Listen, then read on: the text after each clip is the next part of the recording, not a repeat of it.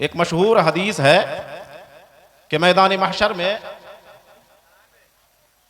جب سخت پریشانی کا عالم ہوگا، سخت گرمی ہوگی، لوگ اپنے گناہوں کے اعتبار سے پسینے میں ہوں گے.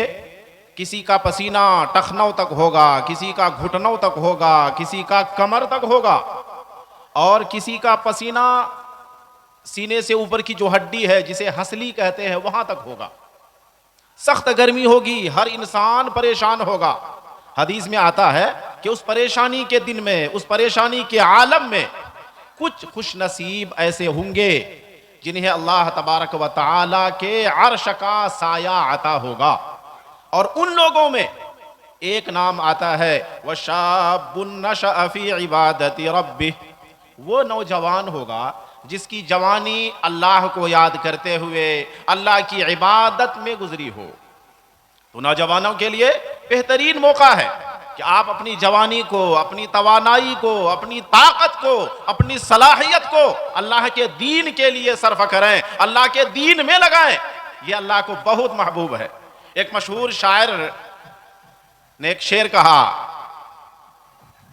کہ در جوانی توبہ کردن شیوہ پیغمبری.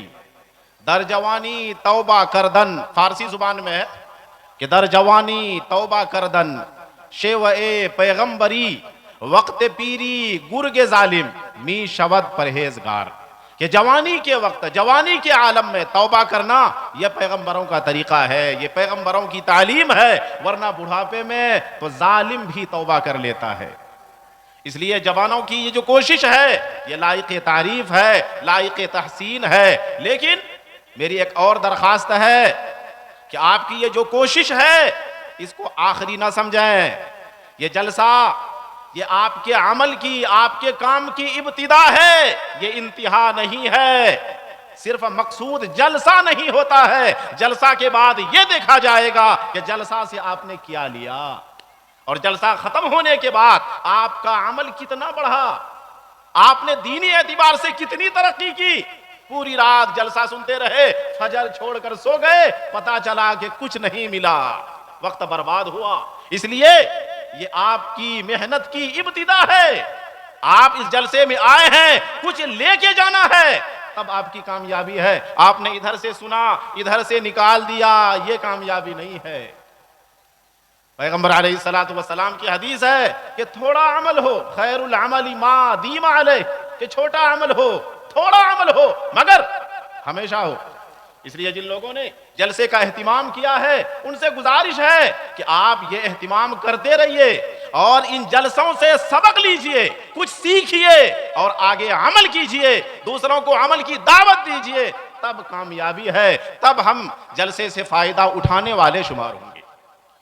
آج ہمیں جس موضوع پہ کلام کرنا ہے، مجھے کہا گیا تھا کہ اس وقت جو فلسطین اور اسرائیل کے درمیان لڑائی چل رہی ہے، فلسطین کے مجاہدین جہاد کر رہے ہیں، فلسطین کے بارے میں، اسرائیل کے بارے میں، یہود کے بارے میں اور فلسطین کی تاریخ کے بارے میں کچھ آپ کے سامنے عرض کروں. میں کوشش کرتا ہوں کہ ویسے ایک تفصیل طلب موضوع ہے، کئی کتابیں آئی ہیں کہ تاریخ فلسطین ایک کتاب ہے، تاریخ مسجد اقصی ایک کتاب ہے، اقصی کے آنسو ایک کتاب ہے، بنی اسرائیل سے اسرائیل تک ایک کتاب ہے، یہودی پروٹوکول سے ایک کتاب ہے.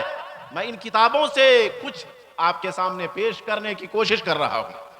آپ غور سے سنیں، انشاءاللہ فائدہ ہوگا اور آپ کو پتا چلے گا کہ فلسطین کیا ہے، پہلے کیا تھا، پھر فلسطین کے ساتھ کیا ہوا اور آج کیا ہو رہا ہے. آج یہ جو یہود ہیں جن کا ملک اسرائیل ہے، یہ قوم یہود، ان کا پرانا نام بنی اسرائیل ہے. اور ان کو یہ نام کیوں ملا؟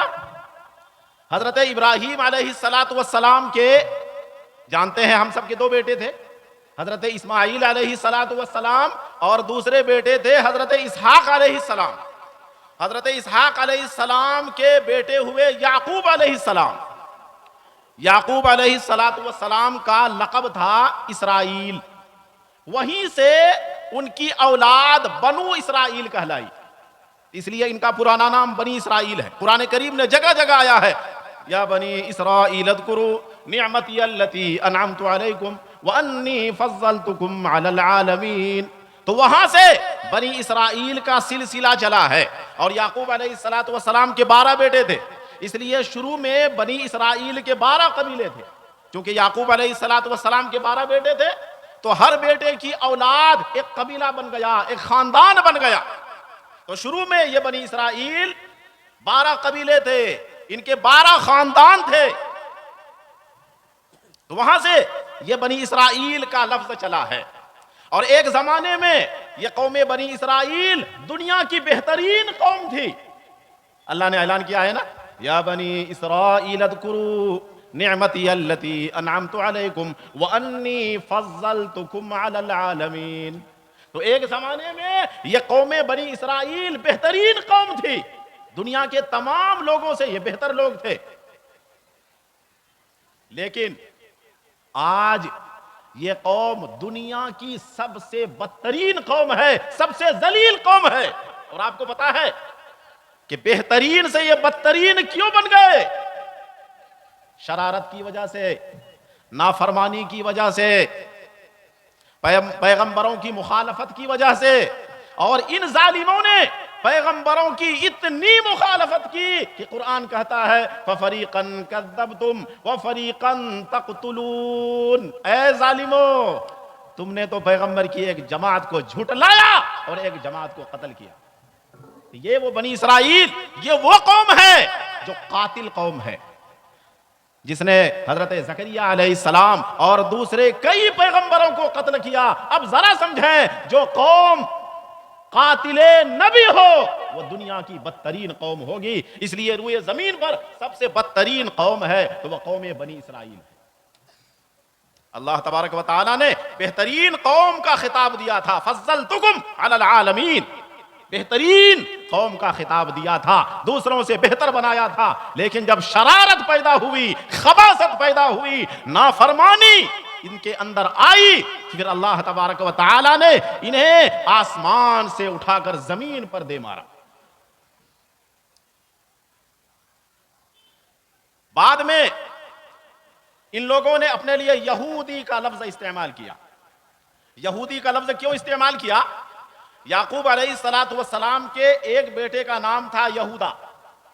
آپ نے سنا ہوگا یوسف علیہ السلام کے ایک بھائی کے نام جہاں بنیامین تھا، وہیں یوسف علیہ السلام کے ایک بھائی کا نام یہودا تھا. حضرت سلیمان علیہ السلام کے بعد فلسطین کے علاقے میں یہودیوں کی، بنی اسرائیل کی 2 حکومت قائم ہوئی، 2 سلطنت قائم ہوئی. ایک کا نام یہودا کے نام پر یہودیہ رکھا گیا اور وہاں رہنے والے یہودی کہلائے. تو وہیں سے انہوں نے بنی اسرائیل کا لفظ چھوڑ کر یہودی کا لفظ استعمال کرنا شروع کیا ہے اور اب یہ یہودی کہلاتے ہیں. قرآن کریم نے بیان کیا ہے کہ جب ان لوگوں نے پیغمبروں کی مخالفت کی، پیغمبروں کو قتل کیا، تو اللہ تبارک و تعالی نے انہیں سخت سزا دی. آج یہ جس علاقے پر آباد ہیں، فلسطین کی سرزمین پر آباد ہیں، فلسطین کی جو تاریخ ہے، علماء لکھتے ہیں کہ فلسطین کی تاریخ کو اب 4 حصوں پر تقسیم کر سکتے ہیں. فلسطین کا یہ جو پورا علاقہ ہے، اس علاقے کو اب 4 ادوار، 4 دور پر تقسیم کر سکتے ہیں. ایک دور ہے حضرت عیسیٰ علیہ السلام سے پہلے کا دور. فلسطین کے علاقے پر یہودیوں کی اس وقت حکومت تھی، وہ یہودی وہاں بسے ہوئے تھے.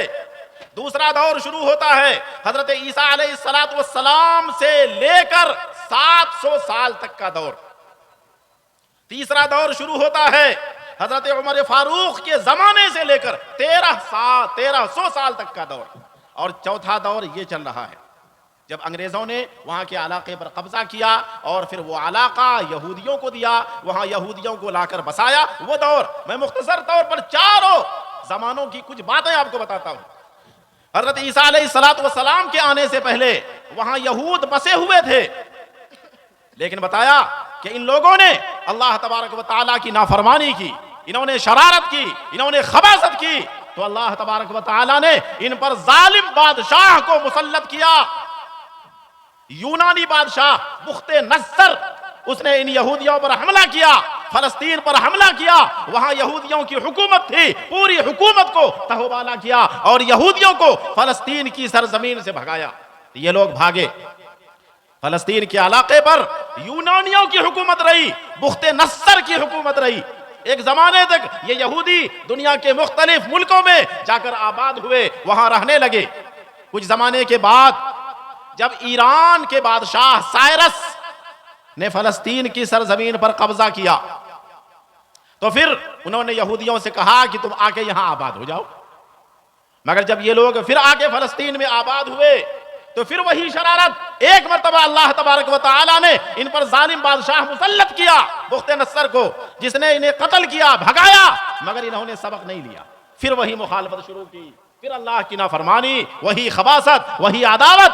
تو اللہ تبارک و تعالی نے پھر شاہ روم کو، ٹائٹس کو ان پر مسلط کیا اور دوبارہ ٹائٹس نے ان پر حملہ کیا اور ان کو سرزمین فلسطین سے بھگایا اور پھر وہاں سے رومیوں کی حکومت قائم ہوئی. یہ پہلا دور ہے عیسیٰ علیہ السلام سے پہلے کا دور، جب وہاں یہود آباد تھے اور 2 مرتبہ یہودیوں کو وہاں سے مار کر بھگایا گیا تھا. جب عیسیٰ علیہ السلام تشریف لائے، ان یہودیوں نے ان کی مخالفت کی تو وہاں سے دوسرا دور شروع ہوتا ہے. یہ دور ہے رومیوں کی حکومت کا. روم کا بادشاہ تھا ٹائٹس، جس نے سرزمین کے علاقے پر قبضہ کیا اور ان کا قبضہ رہا اور یہ قبضہ 700 سال تک قائم رہا. اس کے بعد حضرت عمر فاروق رضی اللہ عنہ کا زمانہ آتا ہے اور مسلمان مجاہدین وہاں کا سفر کرتے ہیں. اور ایک بات اور بھی یاد رکھیں کہ یہ فلسطین کے علاقے پر کبھی یہود کی حکومت، کبھی عیسائیوں کی حکومت اور کبھی مسلمانوں کی حکومت. آخر یہ لڑائی کیوں چل رہی ہے؟ لڑائی اس لیے چل رہی ہے کہ فلسطین کا جو علاقہ ہے یہ تینوں مذاہب کے لیے محترم ہے. یہودیوں کے لیے بھی مقدس ہے، عیسائیوں کے لیے بھی مقدس ہے، مسلمانوں کے لیے بھی مقدس ہے. یہودیوں کے لیے مقدس اس لیے ہے کہ ایک زمانے میں یہ لوگ وہاں آباد تھے اور ان کی ایک عبادت گاہ تھی جس کا نام تھا ہیکل سلیمانی.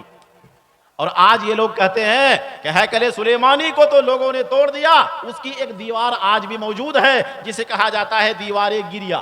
آپ نے یوٹیوب میں دیکھا ہوگا کہ وہاں ایک دیوار ہے پتھر کی، وہاں یہ یہود جاتے ہیں اور ہل ہل کر یہ عبادت کرتے ہیں، پڑھتے ہیں، روتے ہیں. اسے دیوار گریا کہا جاتا ہے. تو فلسطین کا علاقہ، خاص طور پر یروشلم کا شہر، یہ یہودیوں کے لیے مقدس ہے، وہاں ان کا دیوار گریا ہے. اسی طرح عیسائیوں کے لیے بھی وہ علاقہ مقدس ہے کہ فلسطین ہی میں بیت الحم ہے، ایک جگہ جہاں حضرت عیسیٰ علیہ السلام پیدا ہوئے. اس لیے عیسائیوں کے لیے وہ جگہ اور وہ مقام، وہ علاقہ مقدس ہے. اور مسلمانوں کے لیے بھی مقدس ہے کیونکہ وہاں قبلہ اولا ہے، وہاں مسجد اقصی ہے، وہیں سے پیغمبر علیہ السلام کا سفر معراج کی ابتدا ہوئی. اس لیے وہ علاقہ مسلمانوں کے لیے بھی مقدس ہے. اس لیے ایک زمانے سے تینوں قوموں میں لڑائی چلتی ہے. کبھی یہودیوں کا قبضہ ہوتا ہے، کبھی عیسائیوں کا قبضہ ہوتا ہے، کبھی مسلمانوں کا قبضہ ہوتا ہے. تو پہلے یہودیوں کا قبضہ تھا، پھر عیسیٰ علیہ السلام کے دور سے لے کر وہاں عیسائیوں کا قبضہ ہوا اور یہ قبضہ 700 سال تک چلا. حضرت عمر فاروق رضی اللہ عنہ کے دور میں حضرت عمرو بن عاص، اسی طرح حضرت ابو عبیدہ بن جراح نے فوجیوں کے ساتھ فلسطین کے علاقوں پر حملہ کیا، بہت سے علاقوں کو فتح کیا، یہاں تک کہ یروشلم کے قریب پہنچ گئے. یروشلم وہی شہر جو سب کے لیے مقدس ہے. جب وہاں پہنچے تو عیسائیوں نے، جو عیسائی کمانڈر تھا، اس نے ایک خط لکھا حضرت عمرو بن عاص کو اور کہا کہ آپ نے ہمارے کئی علاقوں کو فتح کر لیا لیکن یروشلم کو فتح نہیں کر سکو گے. حضرت عمرو بن عاص نے کہا کہ اللہ کی مدد سے ضرور فتح کروں گا اور میں اس علاقے کا فاتح بنوں گا. تاریخ میں لکھا ہے کہ جب حضرت عمرو بن عاص کا یہ خط عیسائی کمانڈر کے پاس پہنچا تو اس نے اس خط کو پڑھ کر ہنسنا شروع کر دیا. تو ساتھیوں نے پوچھا کہ آپ ہنس کیوں رہے ہیں؟ اس نے کہا کہ کبھی بھی یہ اس شہر پر قبضہ نہیں کر سکتا. کہا کیوں؟ کہا کہ ہماری کتابوں میں لکھا ہے کہ اس شہر پر، اس علاقے پر جو قبضہ کرے گا اس کا نام عمر ہوگا، اس کا نام تو عمر ہے۔ عمر میں تو 3 حرف ہے، عمر میں 4 حرف ہے، اس لیے یہ یروشلم پر قبضہ نہیں کر سکتا۔ یروشلم پر قبضہ وہ کرے گا جس کا نام عمر ہوگا، اور وہ حضرت عمر رضی اللہ تعالیٰ عنہ کا دور چل رہا تھا۔